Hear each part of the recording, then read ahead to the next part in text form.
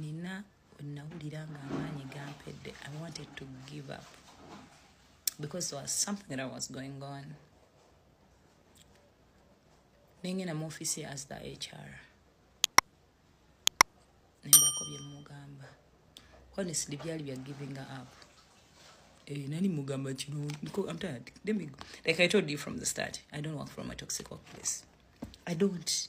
Saa kunsumbuwa. Saa kumako mirembe jango. Bula mtu ina bompi. Simali wakonze mirembe. Ayenze njiba watema mjumaleko. So I went to her office. Nyankaba Amaziga.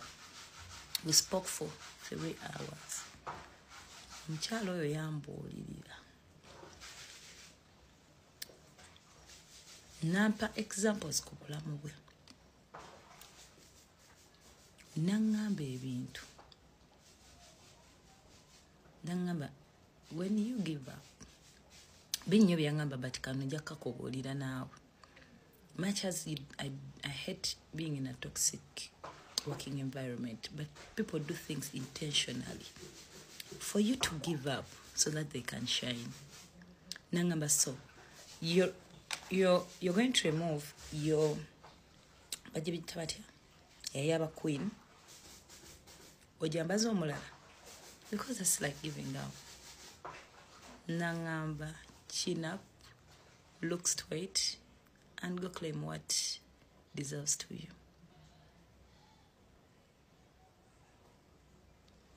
Naye we natuukira omugamba nawulira ng'ensi enkutte bweti because ekyali kiri happeninga then kyapeninzeeko ko ewantu amu nakolera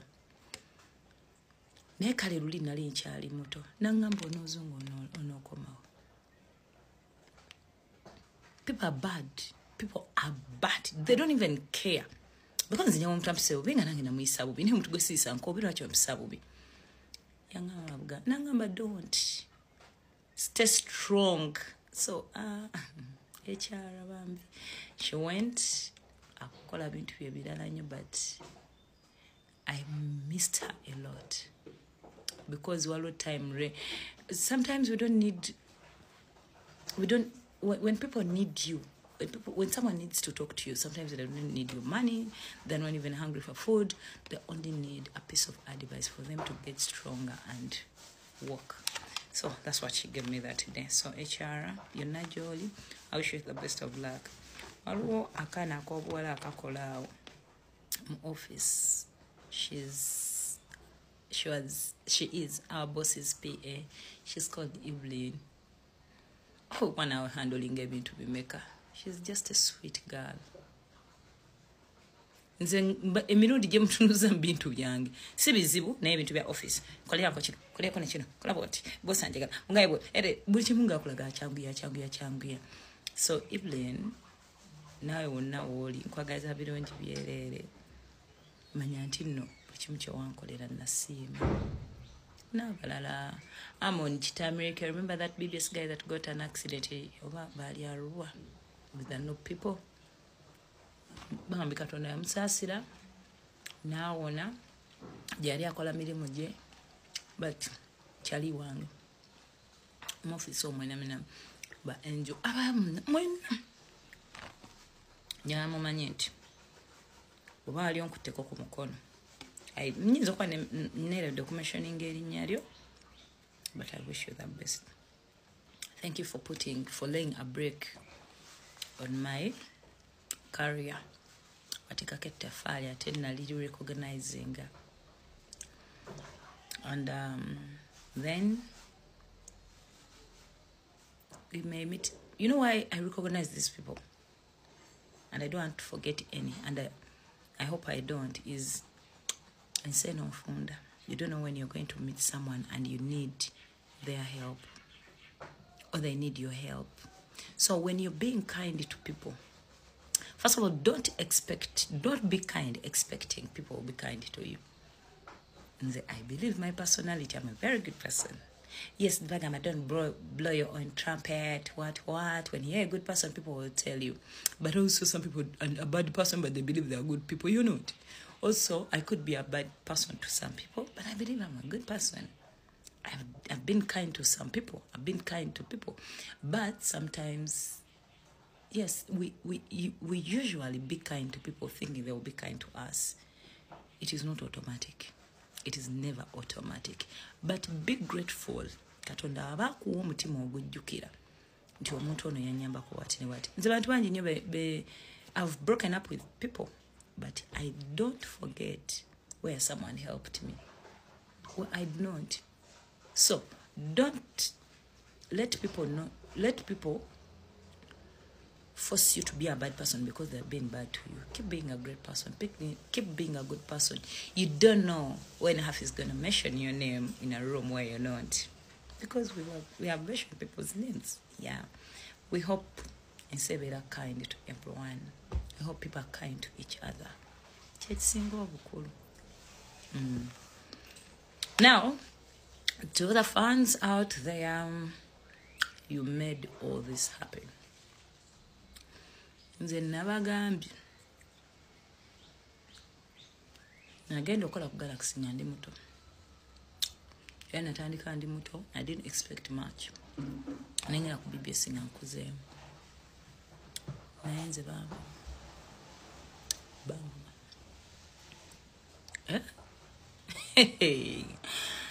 Nze banvuma. Nga nvuma tanvuma nti no yampuliriza oba yandabyeka oba alabe capability yange. Though their personal reasons. Banvuma because of their selfish reasons.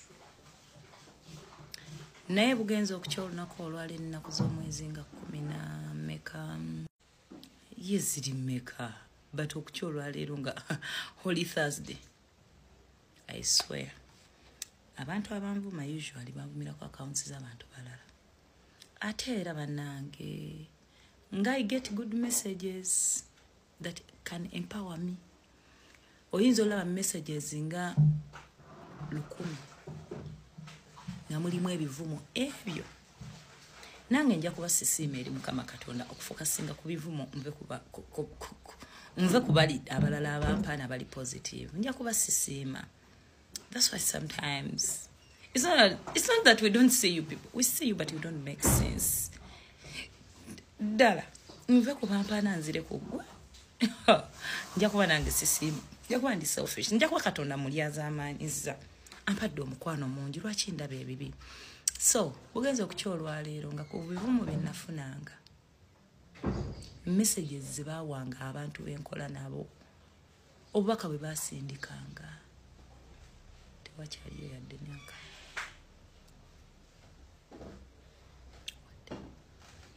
Nobody gamba you. Nobody. I am grateful to God that I didn't give up. I am grateful to God that He gave me people around me, my family, my team, people who told me to chin up. I am grateful that I got fans that believed in me.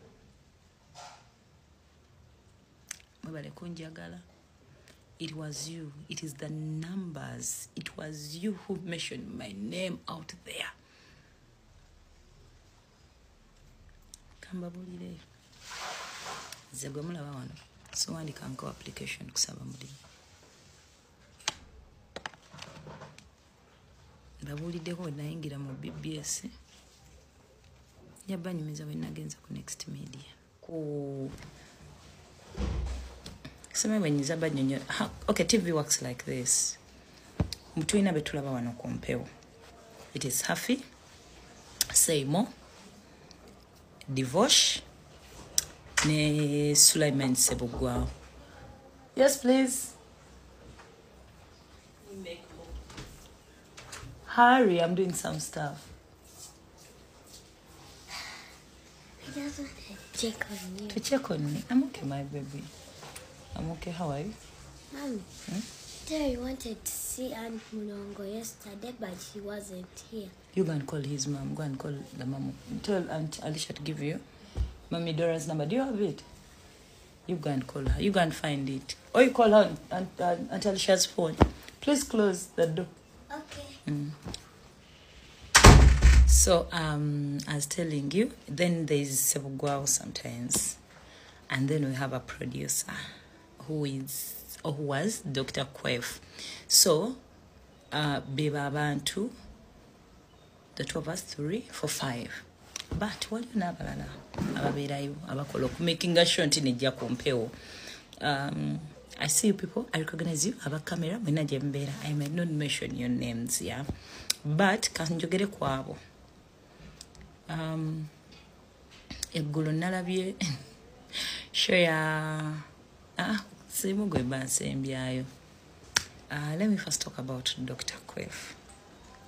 Kati kyekyo mna abantu bano bonna nabasanga nga bantu bonna balungi. I don't even know what's about Dr. Quef, what's about Seimo or divorce. Naye divorce Suleiman mwina mwebale Suleiman abadde mpya nga yakatujoininga ne from emabega mbadde nkolanga nabo. Thank you guys for all, because it takes abantu bangi okukola kyemulaba kumpewo. Wakwamwe mula happiness emo, you assume that is the show, yeah, but it takes everyone's effort. Singa se divorce tagenda mu field kola tweche oba Suleiman chine engeri je chituze mabega.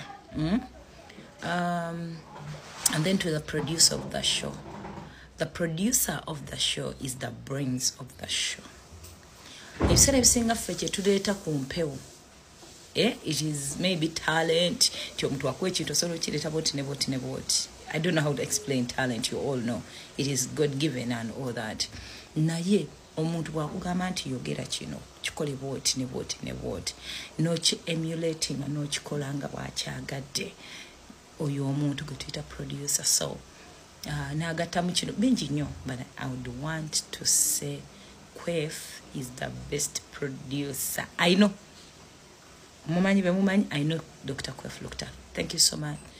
Musajja mukakamu ne mujjako waya no jaleti olina akubesimu ga isleti olina akola bwati byonna nabimira eri ba boss bagamba kino he na handling a show package naji ku screen kati wali ategedde tubatu baddemu n'obumulumulu. So Dr. Quef looked up. You're such a great talented person that I have met in life, and omuntu omukakamu, omuntu ali kind.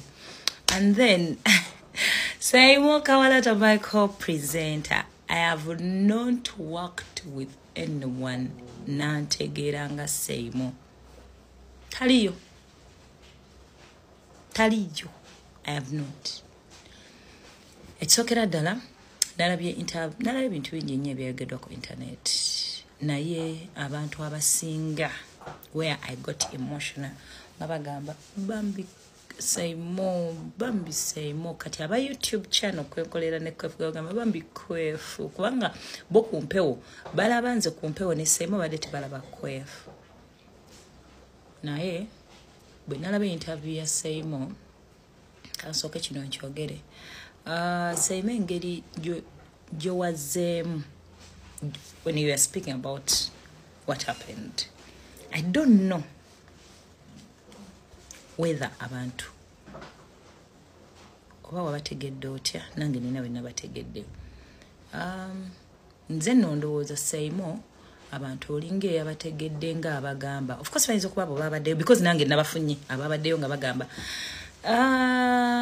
there's someone imagine now you people, how can you be one person like this? You are in a fake account and you're putting oba wawandise comment no pasting somewhere nga buli osanga ebogera ku Haffy, you're putting the same comment, because already taking a time where they're talking about me, already taking a time ninsoma.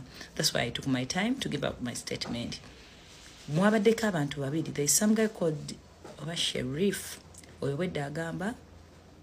I'm not here anyway to care about negative people, but how can you put on going everywhere and go get a comment here?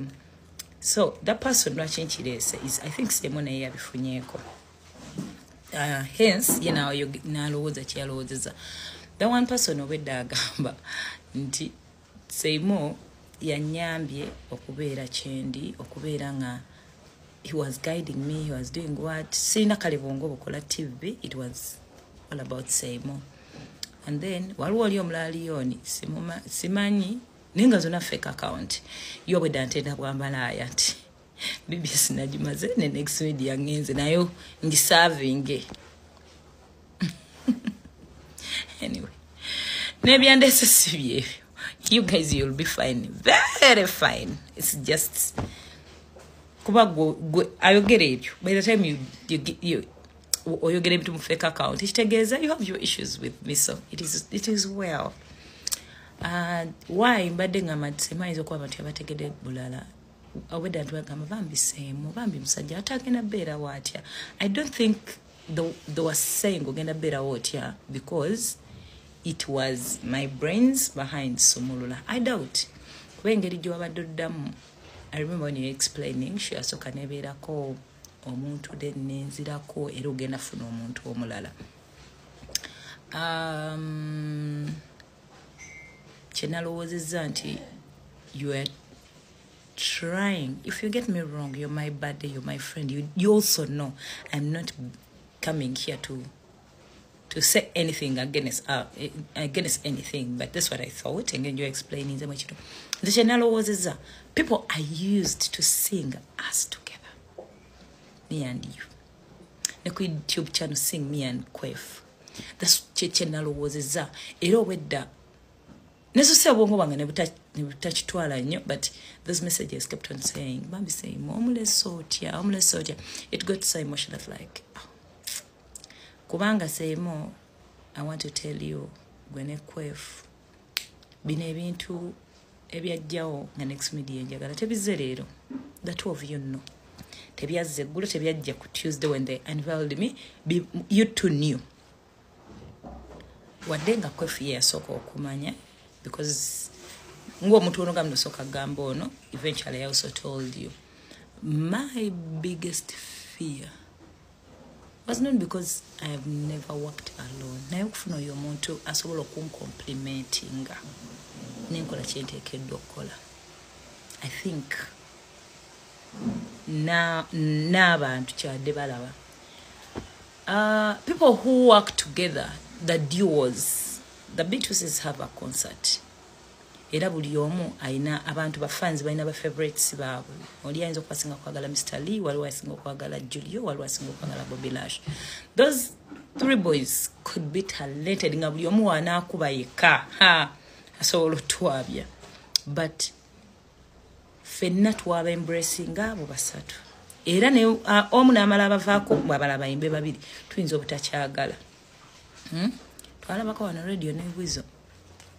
Nze nali oku 10 years of radio and Wizzo. We've seen them. Twawulira ku ndonge y'amaanyi. Time yatuuka nga bagala kwawukana. And naturally Katonda n'akireeta radio n'afa. Where is Wizzo? Naye nga Wizzo teyakubako nnyimba nga ali yekka nga zaakabi. Teyazikubako. So I think that's what people were saying. They're going to miss the duo, the two of us. It had nothing to ono kavuddewo oli agenda kugwa kuba ayinza okuba talina kyateeka. I doubt. So don't take it that way. You are still how great he is. Ate nze ne Simon, surprisingly nze ne Simon twakwatagana nnyo mu ngeri gye tutamanyi. Nituyoka tukuba show. Yeah. His energy just omanyinga nga charge bweyingira bweti oba musimu. Like we trafficking about no understand people thought we were dating or what. But no. Semo is a married guy. I found out in principles. It was work. For those that know better, it was entirely work. So I appreciate you, Semo, for complimenting me. You did your job. You did what you did. You can do it to someone else. I'm very sure. One of the things that really worry me at the moment is dio angengendo kola naye. You can't force it to someone. It is a natural given something. Okubeera ng'osobola okwatagana n'omuntu just era nsobola omusanga because nga inasanga same bwati nange nembeera bwenti ne tufitinga in. So I am praying very hard that I also can find another person. Otherwise, chinzo better something like nemu fitting her in. Ngate muyomba kate mkola chi but nga energy again. So Semo, you're my boy. I love you so much. I like you so much. I wish you the best of luck. People should not tell you things. Tebakujjako. Zinga banjugeredde. Kabanjugeredde ebintu bingi. But my chin is just up there. I'm ready to face new challenges. I just pray. I just feel ntambulira bulungi. So nawe nsaba Mukama Katonda akufunye nawe ate omuntu mu complimenting bulungi nnyo bikutambulire bulungi nnyo. So that's for my team. And then of course Mulula yali mu sports time when I'm meeting irang basebunya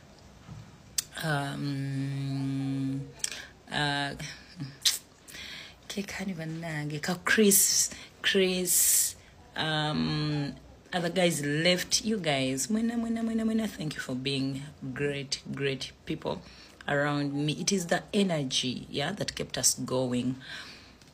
Other people would love to recognize, of course, my girl Peace Diane.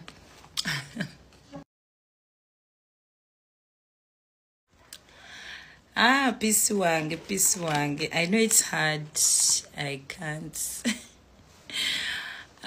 can't even explain right now, but I hope we catch up. You're one person that made me feel at home when I'm at BBS. Thank you for loving me. I love you so much and I wish you all the best. Peace Diane. My other people, Nampija, Chifulo na chiwambi chintu change. Flo, just know I care about you. I love you. Bali bagala kutukozesa ki kututomereganya. Bigambo nabiraba. Excuse me. Bigambo nabiraba mbunze nkogerako mu bantu bichi. You people are sick. One ekigambo kyogera ku muntu no mutugo bakyogeddeko ne kimutuukako n'agamba. All the times that I have been close to Florence, it was at work. Simanyi najabera, simanyi gyatambulira, simanyi yadde n'ekintu ekimukwatako, simanyi nagwa datinga, but twali twakwatagana nga bwe tumitinga tuyinza okuba emboozi. Omanya abantu omusayi guconnectinga buconnecting. So simanyi bwe mwakitwala baali batambuza oyo propaganda naye fembi twaseka. So I don't, by the way, facts about me. Omuntu bwanyiiza, I do not pretend. Ndi mugumiikiriza nnyo eri bullshit, but bwe nkyawa nkyayira ddala. Naye nze ne bwe mba nkukyaye, the least I can do, because I don't want you in my space when mba nkukyaye, I block you, I stop talking to you. Mba saagala kumanya oba oli mulwadde oba wafudde oba wakoze eki tebinkwatako. I will never even ask about you the way mba nkukyaye. Yes. Kati this brings me to, I cannot create a fake account to abuse someone or to stalk someone when nachawa. That is not me. Everyone that is around me knows that. Sisobola. No muntu ajja nangamba nti gundi ngakimanyi nakuchawa. Muvuma. Mugato nsirwa lyako. I blocked that person and I know why I blocked them. Washitegera. Mudeyo ku video je nabaga me one piece of mind. We nkuchawa. I cannot stalk you. I don't want to see you in my presence. Sagala kuuliza, sagala kulaba, sagala kumanya, sagalira ddala. Bwembanga omuntu eyanyiza sikusobola mukola ebyo. How about someone I don't have issues with? I don't abuse people online. I have never even done it, even in my early ages. Mwemugambira muno muvuma. I do not abuse people. Olugambo lwenkola katugambe ku mpewo about maybe celebrities kuba kujubisa. Sivumanga ko muntu nti mu addressing enti wakola boti. Sima wakola boti. No. banange fa abamu twakuzibwa batukuza bulungi era ojja kunsanga nze if I am not on air I'm not going to talk about someone. Why do I even talk about someone when I'm not paid? Nze no nyizo kwogera ku celebrity because I'm going to be paid. But how do you talk about someone when for free? I do not. So buli gwe nakyaweeyo nga twayawukana kifunemu emirembe bajja kugamba ebigambo ti Haffy yakwogeddeko bw'ati over my son's body. I don't. Sogera ku bantu sigeya bantu. The only time I'm going to talk about someone that eyanyiza is ngate mpulidde yayina kye yakoze eki kye yanjogeddeko era nja kubeerawo nyombe ebyange mbulireko bakwano bange obusungu bumunume eventually nkole ki I come back to normal ng'omuntu yenna. But I don't abuse people. I don't disrespect people. Nakuzibwa omukyala yankuza bulungi nnyo sivuma bantu ate nga mmanyi ewakulya mu ghetto maybe we mulobi flying over like this twache simani enzo omwana nga akiracha ku makya natula ku internet nga mama we mvuma ono mvuma oli tekisoboka. That is not me. So Florence, all the best, baby girl. I wish you the best in life. Ani omulala dipato nakola ne radio form nyamusanga BBS tekirina tabula kigayo kyabambi kyakabi Alani Cruz and Cruz manyo ine bizibu byo currently. But man, to me you are such a good boy. You are a nice person. You're so talented. I was even a fan before I started working with BBS. As your fan. So, to be able to tell you, I wish you all the best. Ivan Mulindwa, Nachali Wangam. All abantu abatabadde omwana wa mama yagenda yali Chali wangu oyo Lugonvu ayina essomero mugimu abaana aba primary kuliko boarding. I think it's a boarding school. Yeah, Lugonvu naye yali Chali wange. Ni Morris Muchibi abo baba baddawo zuka nesonge beddawo nga simulewedde so abo kale nga twogera omwe muntu gobongako and it's okay with you tomulinako like you feel that energy is just matching. Waliwo from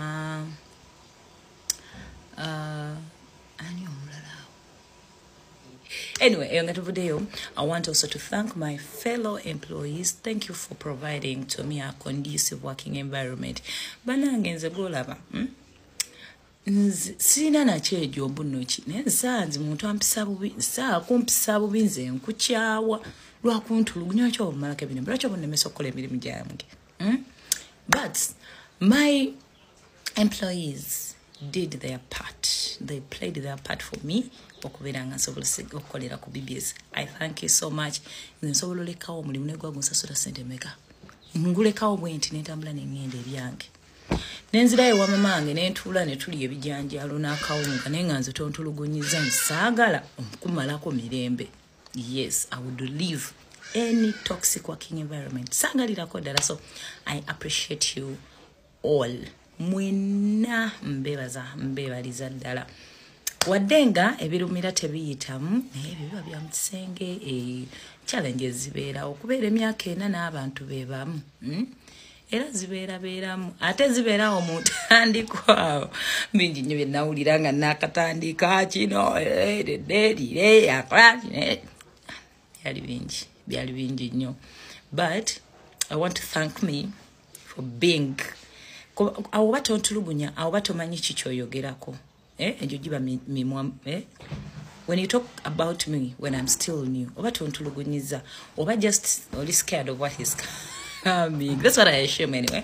So, it can't scare me that when you don't call it, I'll just say goodbye to you people.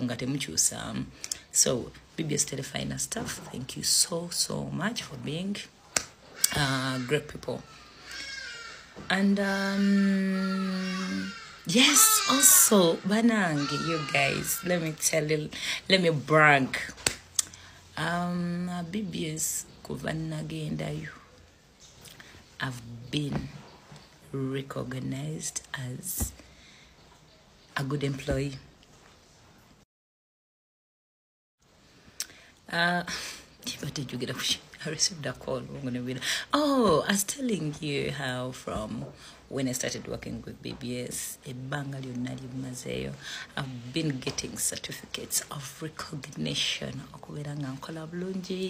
here and there. So thank you so much, Ben Kolanabo, because it takes them also to Okonam staff. Hey. And then my boss says, thank you for recognizing my hard work. Nianza getting certificates in the nyumba yange. So thank you so much, BB Stefina. But now, like I said from the first video, that I'm going to give some people their flowers. Yes. Omuntu asokera dala. Bamita Keza Karungi Hasfa. Nze ne Keza no twemanyire makindi. And Keza sokanga napita kasukali okutuulamu as a guest polampola like that. Time we yatuuka ku macha okusumulula nga beetaagawo omuntu. Keza recommended my name. Yene Doreen. Doreen yavaawo ku telefinal eyo Dubai akola mirimu gye. But I want to tell you, someone that ever mentions your name in a room where no one knows you, never forget such people. Never. I've always been over birthdays at Keza nga mugamba, you girl, twins are to close like this as people bichine to mind from outside. I want to tell you that because byonna biri byenjogedde, byonna byendi olwaleero okuyingira telefaina, it was that girl named Doreen. Yeah. So Keza mbadde nkolanga naye kasukali. Keza, thank you so much for mentioning my name where I wasn't. May God bless you. Kama katonda kwe mchesengo kwagala. When my name was mentioned, nali nkola ku Galaxy na nakola ku ne Radio 4. A few people knew me as just a young girl that was starting her career. And of course, bibera mwebyo ataye oyo tajja sobola yani oyo ne bagenda ku social media ne bakutunulira oli luwala luto yambala boti kwesa we byali webyo ne mulimu abantu abagamba nedda. Look at this girl. Bo ne bava ku negatives abalazi balaba ne balaba the positives. Nebagamba bamulete kuba bangi nnyo abajja ne bakola interviews and all that. Then wabawa abantu abalina powers, much as the other person, for example Keza has mentioned your name, ndimu abalina powers okustampingako. Bangambako omuntu omu eyalemerako, much as nze nga simumanyi nayinza okwayita mmanyiiko. He was a producer. Sazi no takyali okumasengere. Naliyo banna akajja bwenti ate naagenda. Naakoma okko wayita ibanga tono naagenda. Derek Sechimpi. Derek Bisa Imayana Biba, it was someone else that told me. Derek Banag. Derek yalemerako ojo. Yakuyirawo omubiri. You know, like someone who agamba bana omwala muwe chance bichi ngaluwa abakuba. So Derek, thank you so much. Yonajoli samungu akutere mubaraka. Thank you for being for also mentioning my name where no one knew me, where no one cared. And then I walked into Telefaina. Challenges zali nyingi nnyo ng'omuntu omupya. The backlash. The what? Ngononya udukira ononya gogamba. You want to give up, but then this is what you want. This is what you love. It's your career. You have to stand on your legs.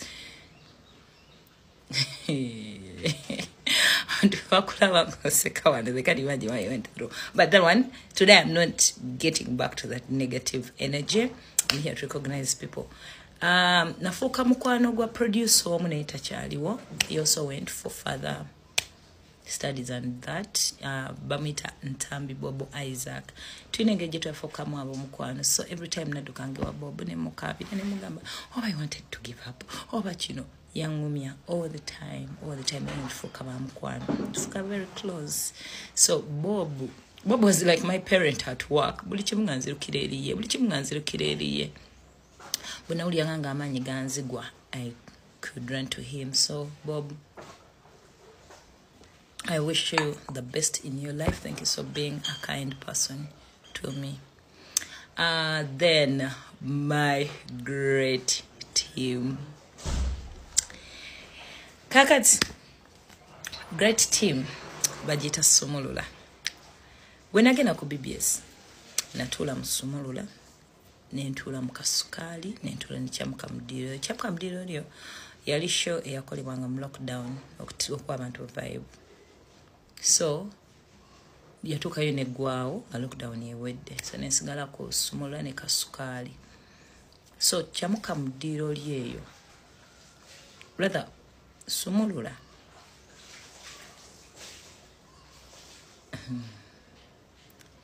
James nga nkola. Simanyi gye ndaga. Ne waliwo wembadde. I must say that team ya Sumulula is the greatest team I've ever worked with. Kugambe nakola ku Sumulula nenkola ne kasukali. Ate nina gye nava. Then nina gye ndaze. Gye ndaze sijja bakomenting because I don't know. But so far, team ya Sumulula. You guys, I don't know how good people ngabona bantu balungi can be in one place. Ngabona bantu balungi nga it's a team. I don't know how that works. Katonda yakwata abantu abalungi bonna nabateeke wantu ewamu to serve. I've worked with the best, I must say. With the best. Team ya Sumulula. I give you your flowers. I give you your flowers. When you go back to your bed, when you sit alone, you know what is good for you and you make your informed decision. So it is adulthood. Change is inevitable. When you fail to change, change will definitely change you, either by force, but when change for change, it will be around, it will be there. So it is on you to change or not to change, but change is inevitable. Now, one thing I'm going to first make clear, like the words I've been saying around that, there's waliye chambe ku BBS ne ku CBS. Get it from me clearly. There's nothing like firing people. Fenna ku mirimu jetubeera. Sometimes people are going to leave and you will not know, most especially people who don't, for example, on media houses, people who don't work on air. Yeah. People leave. People have their time. They're like, I'm going to be here for this specific period of time. And they will leave. People will leave for different reasons. A few people, most especially us who are on air, we have question marks to explain, but other people. And let me tell you, for example, in a media house like BBS, abakola kumpe ofa abatono. We are the least people. Yeah. So, offices so people can leave every now and then. So, there's nothing like chambe. What I know is ku CBS while you change, tell you chambe. I've heard most people saying Dr. Kwefu was fired. No. While you change, people change nazo zijja ensonga ez'enjawulo. But just ekitono kyemmanyiko is as there's a lot of knowledge and work you see on air that is done behind our backs. So those people sit and look through what can we do, what can we change, what can we do better, what, you know, the things. So they can change here and there.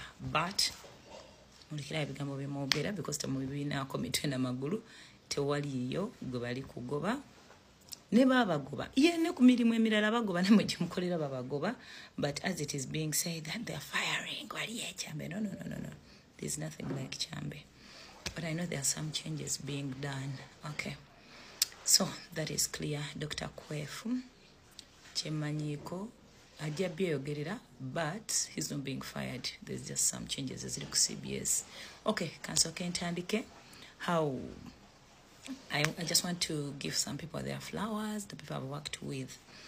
First of all, let me first of all thank my bosses, BBS Telefina, the whole institution, from I've been at BBS for 4 years.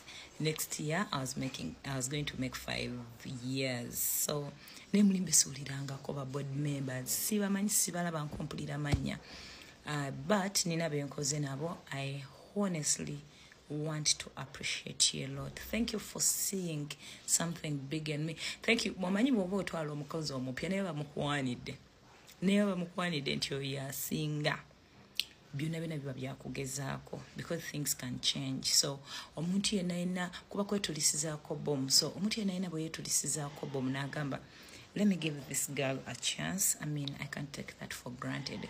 The whole institution, the Buganda institution, I'm so grateful.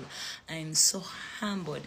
I remember one thing that has ever made me very, very happy was the annual meeting, the first annual meeting that I attended.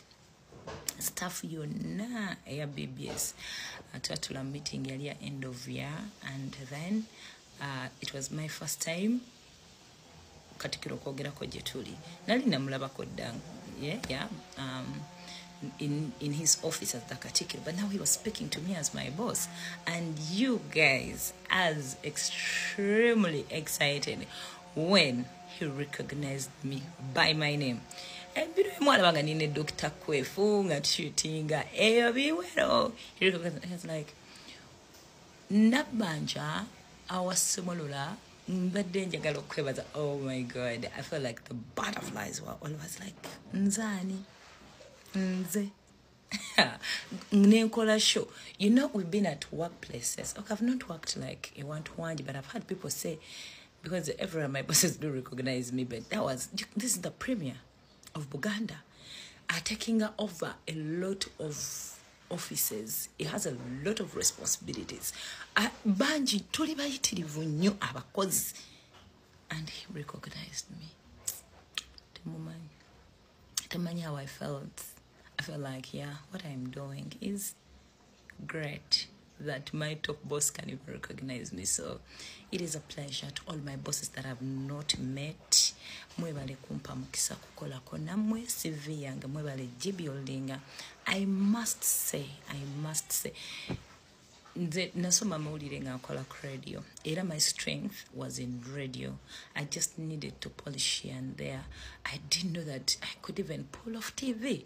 Like, everyone around me knew that I could. And even however much my friends could tell me that Osobola, I feel like I couldn't pull off TV. Yeah, so na ina akatengo natenga boba bosi bange banda that I could. When najja ku BBS najanga sitting. Sajanga because I came to sit in. Yeah. So after like 3 months, yeah, there were 3 months, they retained me. So you guys, you have no idea. It was a pleasure. There was a lot of change. Me as this young girl, I could dress anyhow they could. My life was just, they have molded me. What they've put out there, what they're letting go, they know. They know what they're giving to the world. You know, like when you've been with your parents, nebakuza bulungi fabana bala tuchimanyi, senga yakuza, mami yakuza, abazade bakuwayo gendo fumbe, bakuwayo with a lot of pride. Oh, ikusabula TV.